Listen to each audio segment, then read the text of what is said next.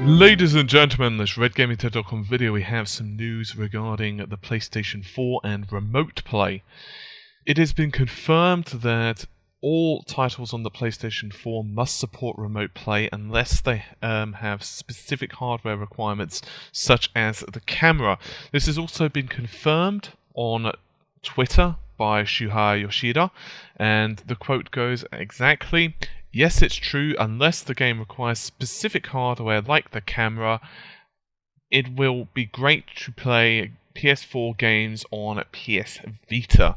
So in case you guys are not exactly sure what remote play is, maybe you're new to the PlayStation scene or something similar, it's pretty much that you will be able to play PlayStation 4 games remotely using the PS Vita as a control method. Now, it is somewhat available for the PS3, but wasn't really supported. However, Sony have done numerous things to improve the technology for the PlayStation 4. One of the ideas behind this, of course, is very similar to the Wii U's gamepad. In other words, it provides you a second screen as well. In case you're wondering how exactly it works, it relies, of course, on Wi-Fi, and the hardware stream, or shall I say the video stream, is transferred over Wi-Fi to your Vita. So, of course, that does need to be within your Wi-Fi range. The PlayStation 4 will basically downscale the 1080p frame buffer down to the Vita's native resolution, which I believe is 960 by 544. That's what I've got in my notes anyway. And it does that via a built-in hardware decoder, which I believe is H.264. Now, this is very similar to something like the OnLive cloud streaming technology or any cloud gaming. However, it is just relocated to your home. Now, what are the benefits, of course, because it's a home network rather than relying on an internet connection, is simple. You reduce the video degradation in quality, because obviously it doesn't need to be compressed that much, considering it's not being placed over the internet. Similarly, you also reduce input latency, which of course is a major factor with internet gaming when it's cloud-based. So, as I mentioned earlier, it is available for the PS3, but it isn't really that fantastic. There's a couple of reasons for this. Primarily because it's software based on the PS3 rather than actually having a hardware decoder. This means that the PlayStation 3's CPU, most specifically usually the actual SPUs of the cell, are, well, relegated to actually encoding it.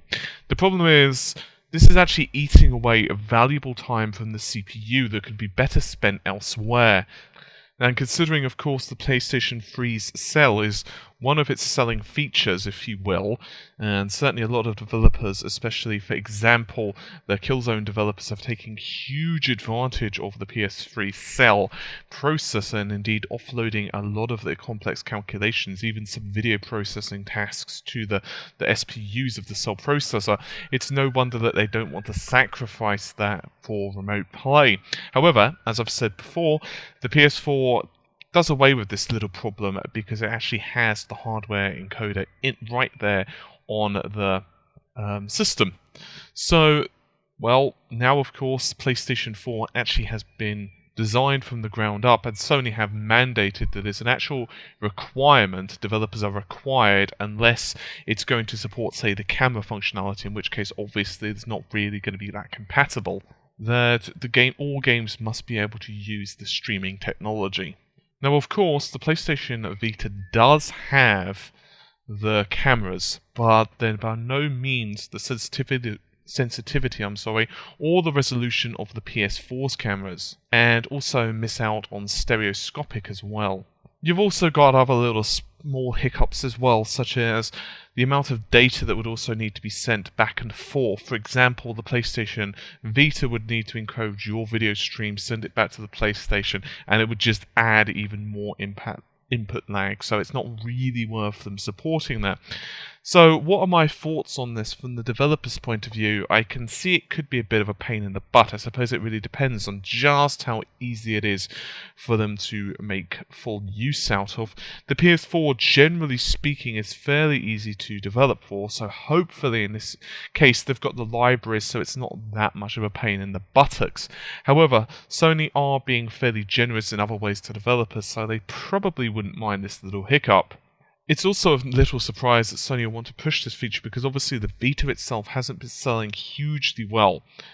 Well, a couple of reasons. One, people don't really feel that, well, there's that greater software on it. One of the reasons for that, of course, is that, well, the first-party lineup hasn't been that particularly strong. The second problem, of course, is that Nintendo's 3DS has been gathering steam, and then, of course, you've got cell phone games and tablets and so forth have also been improving somewhat in terms of technology. So no doubt Sony wants to solidify its position with the Vita and give users yet another reason to buy it and increase the integration between the two devices.